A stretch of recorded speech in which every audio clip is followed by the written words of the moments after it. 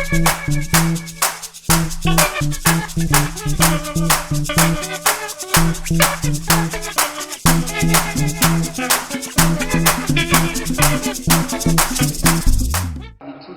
manokana aminareo mpanakanto ny tenany mandravaka sy manafara ny andavanandro ny tokatrano tsirairay avy ny sangan'asa vokarinareo ary tsy azo saintsaina, tsy azo eritreretina izany fiainana tsy misy mozika izany. Ho an-tenako manokana moa dia sarotra ary mihitsy izany tsy miaina miaraka amin'ny mozika izany.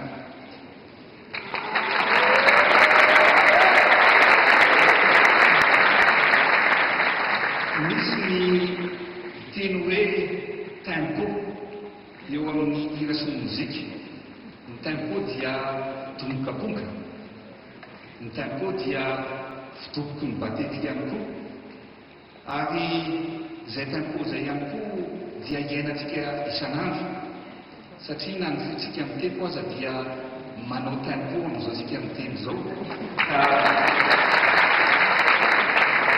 Raha tsisy ny tempo sy ny fitoboky ny fo dia sarotra ny aina na manimaty ny tena rehefa tsy mitoboka intsony izany tempo izany.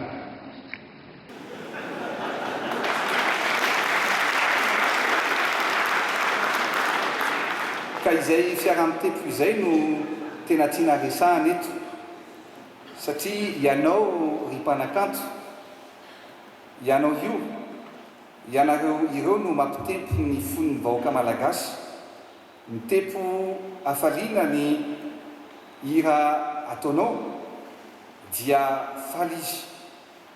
Rehefa mitempo akivina ny hira foninao dia kivy izy. Mitempo fanantenana ny hira avoakanao dia manantena izy.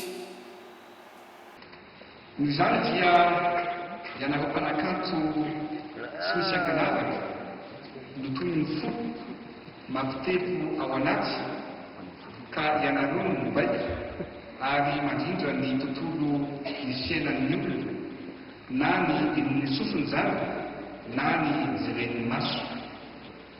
Fa mbola ianareo ihany koa no fitaratra ahafahany mahino sy ny any ivelany mba mitaratra ny sy mahita ny maha-malagasy antsika. Midika izany fa manana toerana lehibe eo amin'ny fiarahamonina sy ny fampandrosoana ny firenena ny kolotsaina izay vokarinareo isan'andro isan'andro. Noho izany dia tsy atao ambanin-javatra ny fanohanana ny kolotsaina.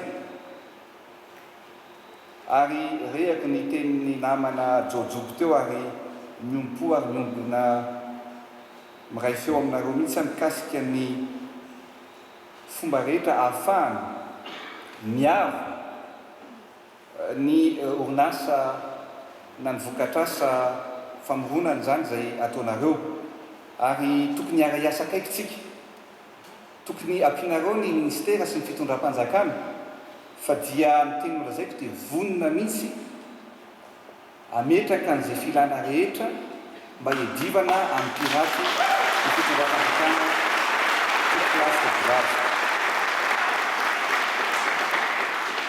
Fantatro fa fantatrareo ny olona manao an'ireny, fantatranareo ny adresy, ka zay no ialana fiara-miasa amintsika.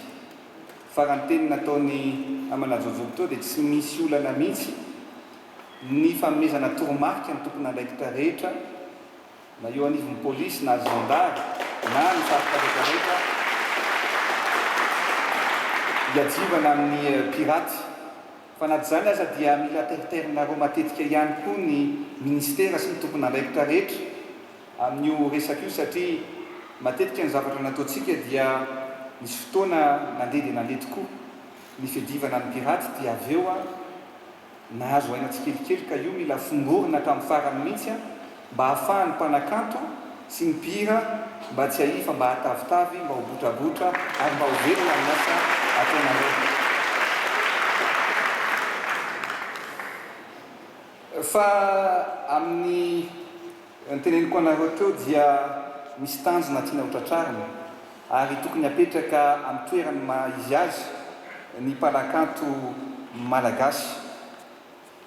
izay indrindra no nanovana lahara-pameana ary tsy maintsy apetratsika ny avy-tany anisehatra izay lehibe indrindra ty amin'ny ranomasy le indianina izay atao ao Atsonjombe, ka ny zavatra ho ataotsika ao anatin'izy io dia misy apitsika zavatra ho raisina ihany koa sotaterahana.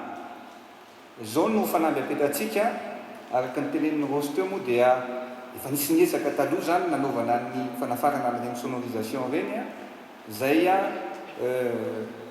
nivokarin'ny SOM, ka zao ny tanjona irahantsika mametraka ary apetraka eto Andohany rehefa vita io kianja anatsonjombe io izay efa mandroso dia mandroso tokoa ankehitriny ary tsy maintsy ho vita amin'ity taona ity dia hividy fanamafisam-peo tena matanjaka isika, ka rehefa manao fampisehoanao nareo dia tsy misy sofana zany fanamafisam-peo zany fa dia ianareo ihany no hitatana sy hikirakiran'izany mba hahafahantsika mba mitovy ny anivelan'ireny.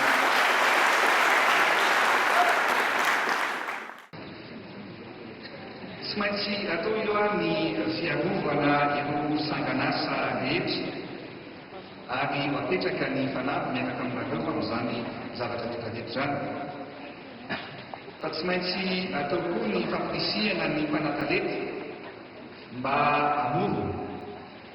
Tsy maintsy atao ihany koa ny fanetsiketsehana ny tontolon'ny sary-mihetsika izay hita ihany koa fa efa mematianina ankehitriny ary mampirisika anareo avonina mifampiresaka sy mifampitafo aminareo ihany koa mba ahafahanareo manao ezaka bebe kokoa hatrany.